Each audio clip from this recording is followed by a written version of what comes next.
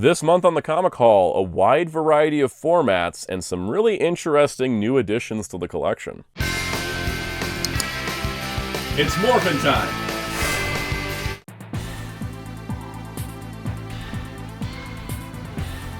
Hello, this is Soundout here, and welcome to another Comic Haul, this time for April 2025. Lots of interesting stuff here, a little bit less than last month for sure, but I've read pretty much everything here, so let's take a look and let's talk about what I picked up in April 2025. If you enjoy this type of video, please hit the like button, hit subscribe and the notification bell. Tells YouTube you enjoyed this video, tells me you want to see more of it, and it helps keep you informed when new videos get posted on the channel. Let's begin the Comic Haul for April 2025. Alright, as usual, we're starting with manga. We got Kaiju number 8, B-Side Volume 1. So this is Kaiju number 8's spin-off series. This first volume is very focused on Vice Captain Shoshiro Hoshina, who's one of the coolest dudes. Really like this guy. This is basically kind of like a supplementary series to Kaiju number 8. It's just meant to kind of take a look at some of the supporting cast in deeper detail. So the story is by Naoya Matsumoto, who does the main Kaiju number 8 series, and then Keiji Ando, and then art by Kentaro Hidetano. So this is kind of a cool series. I think it only ran 12 chapters. Some cool color pages in the front here. Love how Viz has been given the royal treatment of Kaiju number 8 by actually including the color pages. So this has been, I think, in total a 12-chapter series. This is the first 6. Like I said, this focuses on Hoshino. There is a second volume coming up that focuses on Gin Narumi. And so it's pretty cool. It kind of gives you some more insight into like the characters. It's a good kind of spin-off. It's not a necessity for like the main series, but it's got like concurring events to how the series itself unfolds. And so it's pretty cool. It is one of the funny things I have noticed though, is that, you know, there's always like this conversation of like manga versus comics. And it's like, well, comics have all these spin-offs and side materials, but manga is straightforward. You just read volume 1 and like every manga I know has some kind of side material. This is the first one that I've seen to have a full like concurrent ongoing side manga. But it's pretty fun if you're enjoying the series and you want to know more about characters. Definitely worth picking up. All right, the other manga related thing, we have One Piece Heroines Volume 1. This is a light novel. So, you know, it's in a novelization form. This is focusing on, it's 4 short stories. We've got Nami, Nico, Robin, Perona, and Vivi. So, you know, pretty cool lineup there. There's a second volume coming with more stories later. I haven't read this yet, but basically it's just a standalone prose stories from the One Piece universe. Some really cool illustrations to go alongside the character stories, which I think is really cool. You kind of get like, you know, some nice artwork to go alongside it. You can see we got Perona and Zoro in this one. But yeah, it's just focuses on these 4 ladies and their ongoing adventures. Pretty cool. I like these little light novel spin-offs for these series, and it's kind of fun. And I like this one's just like all the female characters of One Piece getting highlighted because they're some of the best, and I think it's really cool to give them their own spin-off here. And so it's nice that Viz has been bringing over more of these recently. So pretty awesome.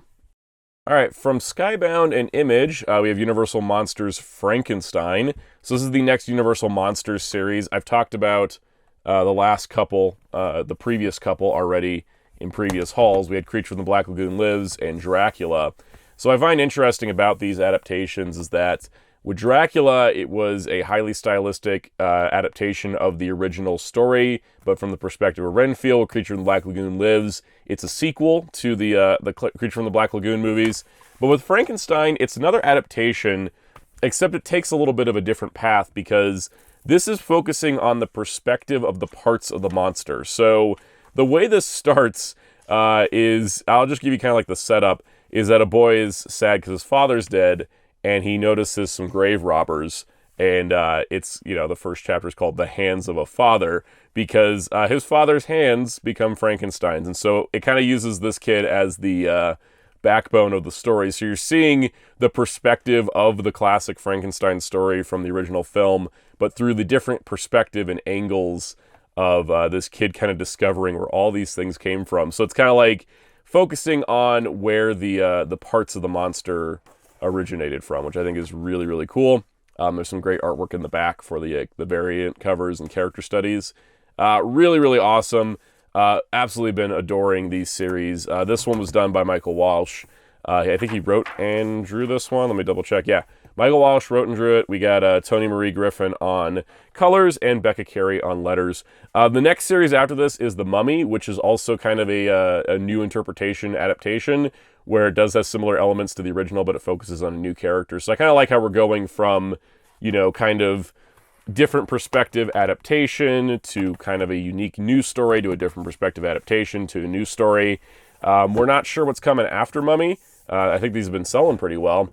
And The Mummy itself, is currently on issue 2, so we'll see what happens after that. Hoping for Wolfman, pretty sure. But it's nice that we've been getting these oversized hardcovers for the series. There actually is no paperback editions currently. It's only oversized hardcovers. These retail for, what is it? What's the price on these? $25, I think? Is Frankenstein still $25? Yeah. So they're not too bad, but they're definitely worth picking up. Also of note, these are the direct market variant covers for all of these, which I thought was a little bit different, because I do have the single issues. I've been reading these. I love these series so much. Highly recommend checking these out. If you're interested in the monsters and want a little bit of a different flair, they're definitely worth checking out. All right, from IDW, we have Ninja Turtles, the IDW Collection, Volume 17. This is the next to last volume. Volume 18 is coming in September, and that wraps out the original IDW era. The universe has continued with its relaunch, it was supposed to have 3 ongoing titles, but Night Watcher got cut short. So we'll see how they go to collect it. I know they're doing hardcover for the first main Ninja Turtles book, but I'm hoping we get collections like these with all the series included, because that would be my preference. But this has got the Armageddon game crossover. So the prelude to Armageddon game was in Volume 16. This has got the bulk of it, and then it wraps out in 18 as well as the rest of the series. So that's kind of like what we're looking at. The other cool part is it does have the short story Teen Spirit from the 40th anniversary special, which was a bunch of short stories of all kinds of Ninja Turtle stuff, but the specific IDW-related one is included, which is really nice to see. And they just put that there right before all the Armageddon game stuff.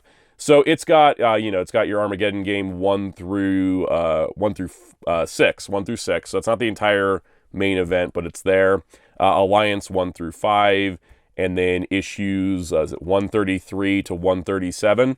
So, it's funny, I do all that with the table of contents. It's written all right here, nice and neat. It's issues 133 to 137, Alliance 1 to 5, and Armageddon Game 1 to 6. I believe Alliance number 6, I think Alliance was a 6-issue series. Alliance number 6, Armageddon Game 7 to 8, and then 138 to 150. And the Untold Destiny of the Foot Clan are all going to be in Volume 18, which is going to be a pretty thick volume, because, there's still a bunch of issues to collect, which is kind of wild that, we're only going to get one more of these. You think they might have spread it to 2, but I'm really glad that they're just kind of getting it done this year, because this has been ongoing for a while. Speaking of ongoing, the spines, I did talk about last month when I got the TMNT source book. I mentioned how the spine matched up, but I couldn't reach my IDW volumes at the time. I just redid the shelf, so you can see how it lines up really nice for the IDW logo. They swapped out the TMNT logo for the volume number, and then they put source book here, but it's the same spine, same size, all that thing. I did just redo the shelf, so here's what all the volumes look like so far. So naturally, volume 18 is going to get inserted in there, which is really cool. So I'm really excited that this is coming up to the end of it, because I had really enjoyed this run. I read it monthly from issue 1 all the way to 150, and it's going to be nice to have it all in nice reading order hardcovers. I'm actually probably going to do a big reread. Once volume 18 comes in, I'm probably going to read the entire thing again, because it'd be kind of fun to read it in a more condensed format as opposed to reading it over 12 years. But yeah, almost done with this series in hardcover, which is pretty amazing. All right, from Boom Studios, older title, Planet of the Apes When Worlds Collide. I'm kind of going through some of the Planet of the Apes stuff that's still out there, because Marvel still has the license currently, but Boom Studios did a lot of Planet of the Apes comics, and this was their 50th anniversary celebration. This is a collection of 2 one-shots that are anthologies, and the idea behind it is that you get a story from the classic Apes era, and then you get a story from the modern Apes era, from the Caesar trilogy, and kind of goes back and forth. But basically, some of these fill in gaps. Some of them tell stories we've never seen before. Some of them feature returning characters. Some feature all new characters. But it's pretty cool, and I really enjoyed it. It was a quick read overall. But yeah, it's a pretty cool little celebration of Planet of the Apes from both the classic and the modern. and I think it was pretty cool. It would have been kind of interesting. The way the covers look is like kind of like in the title. It's kind of like they're crossing over, but they aren't. It's just standalone anthology stories, but pretty cool overall. All right, let's go over to Marvel. We have Daredevil, Woman Without Fear, Bloody Reunion. This is a new miniseries. Erica Schultz did a Daredevil series for Gang War, which was like a event tie-in. And then she got to do another series, which was Daredevil, Woman Without Fear. And then she's gotten to do a third series, which is Daredevil, Red Band, Unleash Hell. So basically, Elektra as Daredevil has been getting just miniseries concurrently to Matt's ongoing. And honestly, it's pretty fun. I really like this one. I thought this was great. I think Erica Schultz is a really good writer for Elektra as a character, and so I think that it's really cool she's getting to write the Daredevil. It's interesting because they're like, oh, hey, check out Daredevil, One Without Fear. That's completely different. That's a Chip Zdarsky one that's Devil's Reign tie-in, actually. It doesn't actually show the Gang War Daredevil miniseries, which is funny because, you know, same writer. But yeah, we got Michael Dowling and Ivan Forelli on art, and D. Cunniffe on colors. All right, so anyways, the cool part is it does start with the short backup story from Daredevil number 8 that featured Elektra, and then it leads into the miniseries that way. And so it's pretty cool. I really like this series quite a bit. If you like Elektra as a character, this is pretty great. It has her as Daredevil. It has her kind of grappling with her past in a bit. It has her dealing with a new upstart of a Punisher who's not the coolest, and dealing with some supervillains along the way. So pretty awesome. I really enjoyed it. All right, Fantastic Four, Fate of the Four by Chip Zdarsky. This is technically not even a Fantastic Four book. This is the same contents as the deluxe hardcover that they did, the oversized hardcover. But this is Chip Zdarsky's run on Marvel 2-in-1. So in 2017, when the Fantastic Four had disbanded because of the events of Secret Wars, and so Johnny and Ben had been left on Earth while Reed and Sue were in the multiverse, there was, you know, a period of time they just didn't do anything Fantastic Four. Ben was on the Guardians of the Galaxy. Johnny was a supporting member in the Spider-Man comics. But they reunited them. They reunited the two together for Marvel 2-in-1, which was originally a title where it was Thing teaming up with somebody. So they kind of brought that together. And then it ran for 12 issues in an annual. Chip Zdarsky wrote this. And it is kind of like Ben and Johnny kind of reconnecting and dealing with the fact that they don't know where Sue and Reed are, or even if they're still alive. Also kind of dealing with Doom, who had been kind of redeemed himself in a way, and so they're kind of like trying to deal with like what's the consequences of Doom being infamous Iron Man and such, and then they kind of go on a crazy multiverse adventure. The funny part is this led right into a Fantastic Four relaunch in the form of the Dan Slott run, which is funny, I think, because with Chip Zdarsky doing like all the groundwork here, you think he would have like been, you know, the next writer, but yeah, it was Dan Slott instead. I really enjoyed this series. I think it's great. I think it's a good read on the characters. It is an interesting point in time for the Fantastic Four, because they just weren't a team at the time, but this series sort of laid the groundwork for them reuniting, and it's pretty cool. It's nice that they put out a nice thick trade of this. All right, I picked up an older title, Doctor Strange Damnation, the complete collection. So this was a accidental blind spot in my collection. I don't collect Doctor Strange on average, but I do collect Ghost Rider. And this is actually kind of an important event for Ghost Rider. It is an important event for Doctor Strange, because it is kind of like, I think, the cap off of Donny Cates's Doctor Strange run, and it's a big deal. But it is very tied into Ghost Rider. So if you can tell, you know, there's like the flaming skull head. Ghost Rider didn't have an ongoing at this time. He was kind of in between ongoings. And so the story here is that Las Vegas gets turned into Mephisto's like realm, basically, and there's like an evil casino, and then Mephisto's influence causes like everybody to become like spirits of vengeance and stuff, and so it gets kind of crazy, and then Wong has to put together the Midnight Suns again, and it's kind of an interesting like lineup where it's like Scarlet Spider and Elsa Bloodstone, and then of course Ghost Rider, and so in order to stop Mephisto and take him down and all that, there's a lot of things that happen, and so there's a very major thing that happens here to Johnny Blaze, which then leads into the Ed Brisson run. And if you kind of were just reading like the Ghost Rider like chronology, this is important for that. And so for me, I realized I didn't have this event, nor did I read it. The one thing I did read was there was a Johnny Blaze Ghost Rider one shot, and I read that back when it came out, and I was a little confused because it's a big tie-in to all the events of Damnation. And I kind of just like had read it and I was like, okay, I get what's going on, but I don't know why anything's happening. But yeah, so it's kind of a big deal for my Ghost Rider stuff. So I did find this at my comic shop, and I totally I was like, I need this for my Ghost Rider. The other interesting part is that it does contain the 4-issue miniseries, the 4 issues of Doctor Strange that tie into it, the Johnny Blaze one-shot, and then the 3 issues of Scarlet Spider and the 3 issues of Iron Fist that tie into this. It does have it laid out kind of weird, but basically this is the order it's laid out in the book. The Damnation, then the Doctor Strange issues, then the Johnny Blaze, and then Iron Fist and Scarlet Spider. But then it has like a reading chronology because a lot of these things overlap. So if you wanted to read it in order, you could use this as a guide, that kind of thing. But yeah, interesting event. I thought it was really solid. I'll be honest, I did just read the 4-issue miniseries and then the Ghost Rider one-shot. I didn't read the rest of it. I was like, this is interesting, but also at the same time, I was like, I don't feel like reading the rest of it. But pretty cool event overall, though.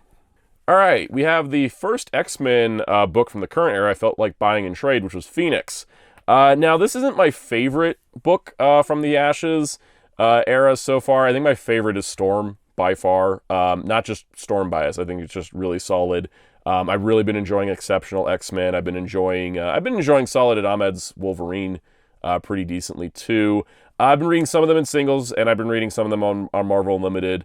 But Phoenix, the reason I picked this up is because while it is an X-Men book, and it is Jean Grey, of course, she's like completely not connected to anything going on in the X-Men books, aside from the times like she calls up Scott on the old telekinesis phone. Like she basically like she'll be doing stuff, but she'll be like, oh, let me talk to Scott, and it's like, how's things going on Earth? But Jean is in space, and so Marvel Cosmic is about to get relaunched with like Hickman's Imperial event and stuff. But yeah, there's Nova. So I'm a big Marvel Cosmic fan, and this book is more of a Marvel Cosmic book than it is an X-Men book because, well, Jean's in space doing stuff. She's hanging out with Scott's dad. There's Scott's dad in a towel, which made Scott really uncomfortable. But it's really funny because while it is, Jean Grey doing stuff with the Phoenix, it's kind of her out in space being more of a cosmic hero. Like she's fighting the Black Order, and she's going up against Thanos, and she's teaming up with Captain Marvel, and she's meeting up with Nova. And in like the later issues, she's like teaming up with Rocket Raccoon. So as a Marvel Cosmic fan, I enjoy this book for that. And so I was like, I need this in the collection for the Marvel Cosmic stuff, especially when Rocket showed up. I was like, oh, yeah, no, this needs to be in there because it goes with my Guardians. All right, speaking of Ghost Rider, and I probably could have organized that better. Now that I think about it, I could have put the Phoenix segment first, and then the Damnation, then the Ghost Rider, but whatever. Anyways, Ghost Rider Epic Collection, Danny Ketch, Volume 6, Siege of Darkness. So this is the most recent Ghost Rider epic. The interesting part is with Danny Ketch, we jumped from Volume 1 to Volume 6. And I don't know why, because the Johnny Blaze epics have been going in order. Like, just straight ahead, Volume 1, 2, 3, where is it? Round 3, yeah. So we've been getting an order for Johnny Blaze, which has been coming after the Masterworks editions. This has been coming after, let's see what happened. We got Volume 1, then they put out an Omnibus, then they put out this, then they're putting out an Omnibus Volume 2. And the Omnibuses are going in order for Danny, but for the Epic collections, they decided to jump ahead to the Siege of Darkness event. And so the interesting part here, and the reason why I'm going to stick with the Epics on this, is that the Omnibus editions for Danny Ketch Ghost Rider include Ghost Rider and Spirits of Vengeance issues, because there was a Ghost Rider and Johnny Blaze team-up book called Spirits of Vengeance. Those issues are in the Omnibus. But this Epic collection, much like the X-Men Epic collections, is just a whole-ass event. So we've got Ghost Rider 44 to 45 as the only main series issues, Spirits of Vengeance 17 to 18, so let's just count that. That's 4 issues of what would normally be in a Ghost Rider Epic. And then everything else is just included for the event. So Night Stalkers, Marvel Comics Presents, Darkhold pages from the book Sin, Morbius, Doctor Strange, Sorcerer Supreme, Midnight Suns Unlimited. This is never been collected before, which they advertise here. But during the 90s, there was all these different books under the Midnight Suns banner. And actually, they have a cool little backup from the Marvel Age magazine. They have some like interviews and stuff back here. So there was this Midnight Suns branding, and this was the thing Marvel was doing in the 90s, is that they talked about like, oh, not every comic reader is going to buy every book. Yeah, because you're publishing like 1,000 books a month. But basically they would start putting these brandings for X-Men, for Spider-Man, but also for Midnight Suns. Always love that logo. And so the idea is that all these characters are connected. So the way this this volume is structured is like the X-Men epics when they do an event, like Executioner's Song, for example. They would put all the issues in, not just the main issues. So we start with Night Stalkers, which is part 1 of this crossover.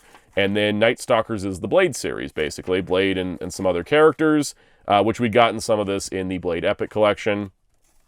Then we have Ghost Rider, of course. These were holofoil covers. That's why they look a little weird now.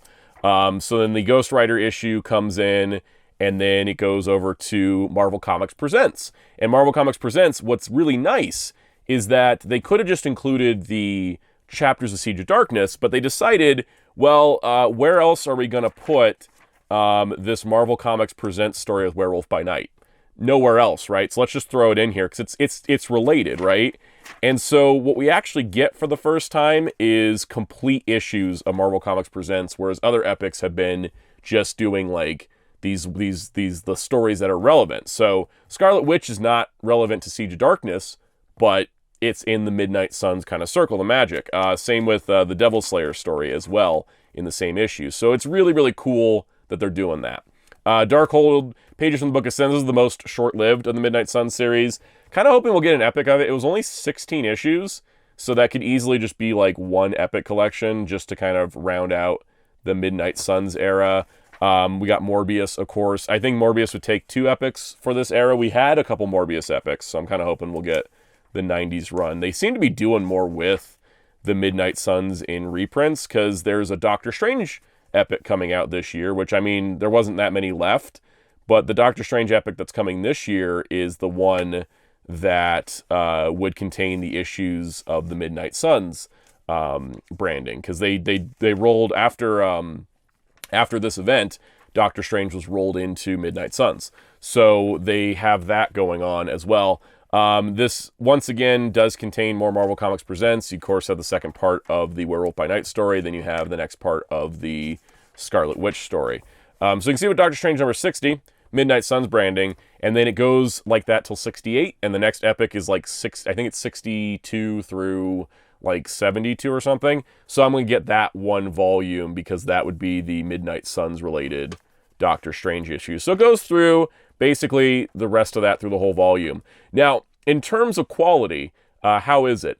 I thought it was great. I've never read this before because, again, it's never been collected. I absolutely love Ghost Rider so much, and I love the Midnight Suns as an idea. I mentioned this in a previous comic haul. I didn't enjoy the Night Stalker series that much in the Blade Epic, but I really did enjoy the way this crossover worked. It was really fun. I enjoyed it so much, I read it. I think I read it in, I don't want to say one sitting, but I read like 3/4 of it one night, and the next day, like during my lunch break, I read the rest of it. Enjoyed the heck out of it. I really did. You do have to kind of enjoy the style of 90s comics to enjoy it, probably, but I thought the artwork was fun and engaging. I thought the stories were fun and exciting, and I wanted to see what would happen next, and I thought it was really, really cool. I love the stuff they did with Doctor Strange in this, too, because they kind of gave him, like, some changes to make him fit the Midnight Suns styling, which was really cool, but got some really just crazy artwork in this, which just makes it really, really fun. And I did appreciate that they included those Marvel Comics Presents stories for the other characters. So really solid volume, honestly. And I think the reason why they jumped from 1 to 6 was to show in the Omnibus, you're just going to get the Ghost Rider issues. In the epics, we're going to do the events for Midnight Suns through the Ghost Rider epics. And I think that's pretty awesome. And I'm going to stick with the epics because I want it all. I want it all. So I didn't actually get any Marvel Omnibuses this month, which was different and surprising, but we do have a big oversized book. It's the Doom Treasury Edition. So this Doom one-shot by Sanford Green and Jonathan Hickman was really great. I think it came out last year. And so this year, the trade paperback version, instead of being a standard trade paperback, they did a Treasury Edition. And for context of how big a Treasury Edition is, that's a normal trade. So it's still a paperback, but it's got a really nice like hard bounding on it. But you can see how much bigger it is. And they tend to do these for these more, I don't want to say more artistic books, but books where the artwork is really a prominent focus, like this Doom one-shot, they put them in Treasury Editions. They always do this with like the black, white, and red series that they do. They even got the variant covers included. There's like, I know there's a couple Star Wars ones coming up. Like they got the Star Wars Visions one-shots coming out in Treasury, which I'm looking forward to. They got Darth Maul, black, white, and red. So I'm looking forward to getting more of these. What's really cool is that, yeah, it is just a one-shot. So in order to beef out like the page count, they're like, here's all the variations of the logos and sketchbooks and sketchbook artwork and like original line art before the colors came in and all this really amazing like behind the scenes material. And then to really just kind of round it out, they have 2 issues by the specific creators. So Fantastic Four 583, which was written by Jonathan Hickman. It is part 1 of a story, so it's a little bit of just kind of like this is sort of relevant stuff from Hickman's run that came into this one shot.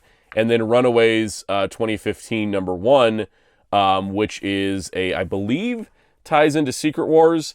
Where these are the students of the Runaways reimagined as like students of Doctor Doom, and this was art by Sanford Green, who again did the Doctor Doom one shot. So pretty cool. I mean, I think this is great. I've never had a Treasury edition before. This is the first time, and I really love this Doom one shot. And yeah, it is $30, which is it's not a thick book, but it's huge. It's massive. I've never gotten a paperback of this size, at least from Marvel. I have gotten it from some other people, from other publishers, books that are larger. But yeah, Sanford Green did the majority of this. Jonathan Hickman helped with the script, and Rachel Rosenberg and Sanford Green on the colors. This is fantastic. If you haven't had a chance to read this one shot, might be no better format than the largest possible one yet. Flip side to DC, Blue Beetle Rebirth Volume 1. This just showed up in the used section at my comic shop. I had read this series in singles, and I didn't pick up the trades at the time they were out. Kind of hard to come by now. There was 3 volumes in total. Poor Blue Beetle can't get a series to run that long anymore. Yeah, I like this one a lot. It kind of it leaned into this aspect of like the Scarab being magic again, kind of like it was during like the Dan Garrett days. And so they had like Dr. Fate as a supporting character, and it was kind of like a nice book to have like Jaime Reyes and Ted Kord working together on stuff. And I liked it. I enjoyed it. Keith Giffen did it. Keith Giffen's like one of my favorite writers, and I do miss him doing work. But yeah, it's one of those things where I'm kind of hoping they'll do a new printing of this series because they could just throw the entire thing in one volume now. 18 issues. I think 18, technically 19 issues. Yeah, you could put that in one thick trade now. But yeah, I'm kind of hoping I can just come across to volume 2 and 3 at some point. What is old is new again with the From the DC Vault, Death of the Family, Robin Lives. So this got some backstory to it. Let's get to it. So in the pages of Batman, way back when, in the 1980s, there was a storyline called Death in the Family, where Jason Todd, who was Robin at the time, was discovering like the truth that there was, his mother that he thought he knew that died wasn't his birth mother, and so he goes on a quest to find who his birth mother is. And in the process of doing so, he has an encounter with the Joker, leads to some crowbarring, and then leads to this explosion, blowing up the warehouse within. This is not spoilers. This is like a very famous comic storyline. And in this storyline, DC Comics decided for one time and one time only to let the audience decide what would happen to Robin. So calling a toll-free number, on one of them, Robin would live, and on the other one, Robin would die. And ultimately, the voting audience of the readership said, yeah, he's gonna die. So Jason Todd died in the pages of Batman 428. Now, naturally, because this was a monthly comic book and the voting was only open for one day, they had to prep 2 different endings. So there is a version where he does live, and he slips into a coma, and then he's kind of out of it. And the plan ultimately was going to be that, like, he was just going to be out of the book because they realized that he wasn't popular with the readership, and they were just going to take him out of the book for a while. So ultimately, he did die in the original storyline. That's what's canon. But this always kind of the thought of what if he lived. And there was even a DC animated movie that kind of explored it as an interactive Blu-ray feature. So the interesting part here is that DC did decide to publish this one-shot of, it was a facsimile edition that was done to reinsert the pages where he lived. And that was pretty much it. And then a couple months later, they came back and announced that they were going to continue the story and kind of show what would happen if Jason Todd had lived, and that was where Death in the Family Robin Lives came in. So the interesting part is that this is a 4-issue miniseries by J.M. DeMatteis and Rick Leonardi, two people that would have worked on books at the time, which I think was really, really cool choice. And this, I thought, was like, okay, they're kind of doing like a cash grab thing, like, this is going to be great. But I was like, J.M. DeMatteis, pretty good. J.M. DeMatteis made this work because he leaned into not just the, oh, what if he lived? Is that going to make everything perfect? But into the psychological trauma that Jason Todd went through in his encounter with the Joker. And I really do like that, because that made it a much more interesting story than just a, oh, what if he lived and everything was fine? No, he's got psychological torture from being beaten with a crowbar and then a warehouse exploded on him, plus all the stuff that goes down with his mother. So I like this idea, and it worked really well. I thought this series was great. And I picked up the single issues, and I figured maybe they'd do a trade later, and they'd include 428, with the He Lived page, and then the miniseries. Well, they actually did something a little different, which I think made this such a cool purchase. So what they did is they put, I guess because I've already kind of shown it, but they put the entire Death in the Family arc in here. All 4 issues, which were extra-length issues, are included, including, the chapter where it's revealed that he's alive, but then it goes into the chapter afterward, and it's, Jason's not there. Now, it does make for a little awkward of a reading experience if you're just like, somehow, you didn't read the back cover and you don't know what's going on. It does, doesn't change, it doesn't alter issue 429, which is where Batman's like, Jason is dead and it's bad, and I gotta kill the Joker. They don't change it to like, Jason's alive, but he's in a coma. They don't do any changes like that, so it still has like a little bit of an awkward reading when you're doing it this way.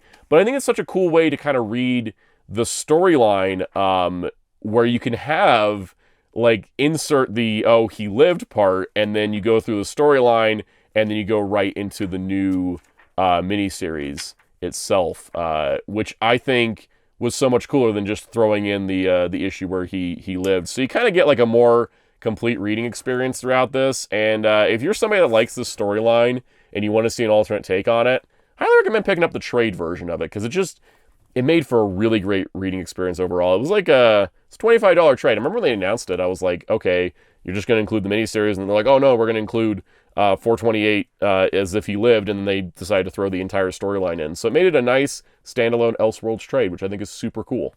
All right, we have The Brave and the Bold, Book Destiny. This is something DC's been doing. They've been reprinting old trades just for the heck of it, not recompiling them at all. Mark Waid, George Perez, and Jerry Ordway, heck of a lineup there. I enjoyed this type of format of a series where it's like, here's 2 characters working together. So like this issue's Flash and Doom Patrol. There's one with Wonder Woman and Power Girl. It's just, 2 characters come together and team up. That's like the classic Brave and the Bold setup. The cool thing they did with this series, which was in like 2007-ish, is that they gave it kind of an ongoing arc. So like the entire 6 issues that are in here, which is issue 7 to 12 of the series, have an ongoing arc about the Book of Destiny. So I really like that. So it's issue 7 through 12. It's $17.99, so it's a standard trade price now. It's just kind of interesting. They didn't just redo it, make a thick trade, like either 1 or 2 volumes. So it was only a 35-issue series. They just decided to kind of reissue the trades, or reprint the trades. We don't know if they're going to do volume 3. I kind of hope they do. I'd like them also to do the quote-unquote volume 4, which is like the Milestone Comics characters showing up. But this is really fun. It's good stuff. It's nice to get it back out there again. It's just kind of odd that they didn't do a different version of it. It's just basically the same trade we already got, and then they threw in a different cross-sell in the back. But pretty great series. Speaking of team-ups, the DC Finest pickup for me this month was DC Finest Team-Ups, Chase to the End of Time. So this is a collection of team-up stories, and I like this idea. This is something that DC Finest is doing that Marvel doesn't really do with epics. Every Marvel epic has to have a team name or a character name. DC's like, here's a style. So, for example, they also have like a horror volume coming up and a war volume. So this is going to contain team-up issues from May 78 to October 79, which is going to be DC Comics Presents 1 through 14 and Brave and the Bold 141 to 155. And there's a lot of great talent on these issues. And so all these issues are you know, Brave and the Bold presents Batman and Black Canary, for example. And then the next issue is like Batman and Aquaman, because Brave and the Bold was like Batman and somebody else. That's why the animated series did the same thing. And so what they kind of did was they kind of paired them together, because some of these do have some overlapping stories.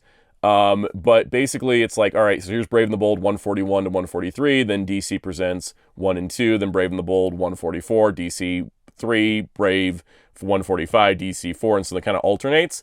So, you know, sometimes like Chase to the End of Time and Race to the End of Time for DC Comics Presents 1 and 2, two-part stories. So they put those together and then everything else. The other thing you might notice is that a lot of these stories, especially at the beginning, they're only like 17 pages. This makes a really great read, because not only are you getting just like these big one-shot like team-ups back to back, but you're getting like, you know, shorter stories. Like this, the DC Comics Presents ones are a little bit longer because they're 25 pages. But the Brave and the Bold ones, these stories are like 17 pages, and that's a quick read. That's a real quick read, especially with late 70s comics. It's really fun. I've read up through that so far. I just flew through part of that. I think I sat down for like, I don't know, a half hour, and I blew through like the first like 3 issues. It's really cool with the shorter story format and kind of the quick like, oh, this story is these 2 characters. This story is these 2 characters. It's really, really fun, and I really hope they do more of these, because I think this is a great way to collect these team-up stories. I'm sure, you know, like if they do, you know, collections, like, you know, if they do Batman for this era, they'll probably throw in the Batman issues, but maybe not like all the Brave and the Bold, since Batman's in all of them. But if they do like Metamorpho, the 70s, they'll throw in the Metamorpho story, that kind of thing. Really cool format. Really like to see more of this. And then rounding out DC, we have Batman Dark Age. This is Mark Russell, Michael Allred, and Laura Allred. They did Superman Space Age, which was Superman done in kind of a consistent time scale. So it started at one point in time and then moved forward. The Batman version of this, different continuity despite similar style. It starts with old Bruce Wayne kind of reminiscing and going into flashbacks and kind of, you know, once again doing that overall time progression forward through the story, which I think is really great. Pretty cool ending story as well. I really did enjoy it. Other characters show up like Superman and Catwoman and such. But basically the kind of idea behind this is it's sort of like, here is, you know, the characters progressing through time and things mirror real life events. And I really do like it. So the Superman one was like 3 issues, and they were oversized. This one's 6 issues, but they're like still like 30 pages an issue. I really like this style. It may not be for everybody, but it's kind of Elseworlds I enjoy. All right, now it's time for the big fancy thing of the haul, which is the Legendary Comics and Rocket Ship Entertainment Dracula and Frankenstein casket case. So this is just, I was thinking about doing a separate video on this, but I was like, Universal monsters, we love them. You know, Universal's hyping them up with Epic Universe, but like, how much is the video audience out there for? I'm still traumatized from Month of Monsters not doing amazing. But anyways, this was a Kickstarter in 2023. I think we crossed the 2-year mark before it actually arrived. And part of that is because I went for the fancy edition. So this is a collection of 2 graphic novels. You can see we got 2 sides of this. We got Frankenstein here, and then Dracula on the other side. And this is a collection of 2 graphic novels in the fanciest box I've ever gotten for a comic. And this is what it looks like. So here it is. So I'll explain what these are. So we have Dracula. We have Bram Stoker's Dracula starring Bela Lugosi. So the idea here is that this is not an adaptation of the Universal film that starred Bela Lugosi. This is an adaptation of the original novel, except, you know, Dracula's likeness is Bela Lugosi, which is really, really cool. So you got kind of that, like, you know, sort of mix of styles. It's all done in black and white, which I think is phenomenal. But it's a really cool, like, telling that's a little bit closer to the original book. You know, like Dracula turns into a wolf, not a bat, that kind of thing. And it's got Bela Lugosi's likeness, and I think it's really, really awesome. So the Kickstarter had this option where you could just get the 2 books, but, you know, I opted to go for the casket case, and that's what took so long, because they were designing it and making sure they could figure this whole thing out. It's got like a faux satin lining and everything.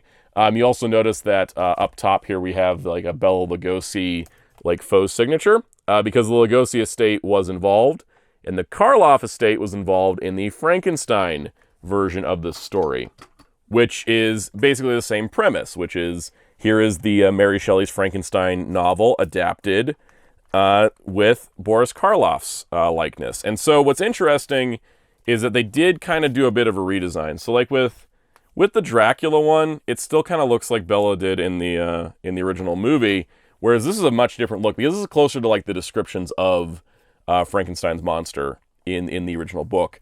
So also I got a book plate with the signatures of the people that worked on these, which is really, really cool. So this one is, I think this one's a little bit more different, a little bit different. Let's use the proper wording there. This one's a little different because the monster does look completely different because it does match, again, the description in that original book. And it's really, really cool. I do love that these are done in black and white, which I think is really awesome. They even have like a version of the bride in here as well, which is really, really cool. This was a long wait to get this set. There's also some really cool bonus material in the back. It was a long wait to get this set, but they did send out like PDF copies of the comics ahead of time, which I really did appreciate because then I could actually read these. But yeah, no, now I've got the full thing and it looks beautiful. It's like such a cool, like special fancy edition. And also came with pins of Dracula, Frankenstein, and the bride there, which I think is really cool. So yeah, I'm really, really happy this finally showed up. It lived up to the expectation and all the time I waited for it to arrive. Because yeah, it took a minute for it to show up, and by a minute I mean like 2 years. They did keep providing updates, which I did appreciate. They were always like, you know, oh, we're redesigning it. We got to make sure it's good. We got the prototype back. Okay, we got to redesign it. It's got to send.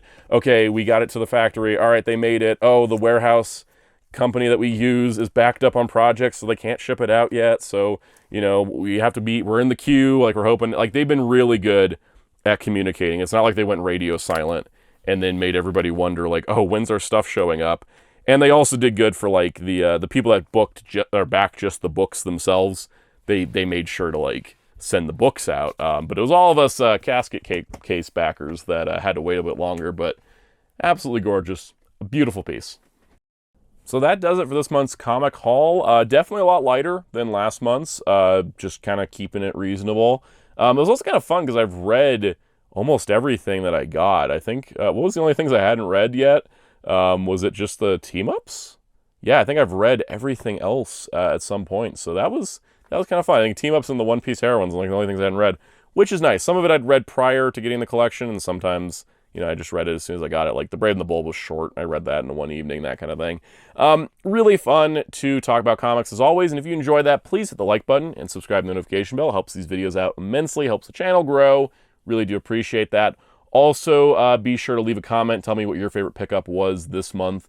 I think out of everything, you know, ignoring that, because I paid for that like 2 years ago, I gotta say I really enjoyed the Ghost Rider. I know it's not like the craziest thing because I love Ghost Rider, but I really did enjoy that volume a lot more than I think I thought I was going to. Also, if you want to continue the conversation, you can join our Discord server in the link below. We have a good hangout chat about comics and all kinds of good things. And if you want to help support the channel directly to keep videos like this going full time, consider joining as a channel member. We get perks like early access to videos, member exclusive live streams, and more. So let's give a special shout out to our channel members. Special shout out to all of our channel members, including Captain Tier, Spin-54, Toma K, Masterbin95, Forever1000, Super Shaddix Boom, Mr. Smelly Potato, Silverbricks, Travis's Media Madness, Gokai Gamer, Josh Frisch, Muhammad Faiz Daniel, Brinton Yadden, Stephen Hinojosa, Jamie's World, Cameron Meter, and Taylor Black. Thank you all for your support, both channel members and viewers alike. If you so wish, I'm on social media at Soundout12 on Blue Sky. You can also find a wonderful graphic designer on our Discord server or on social media at DarkClaw643. Plus, you can find Hero Club at hero-club.com for comic reviews and more. And until next time, this is Soundout saying goodbye.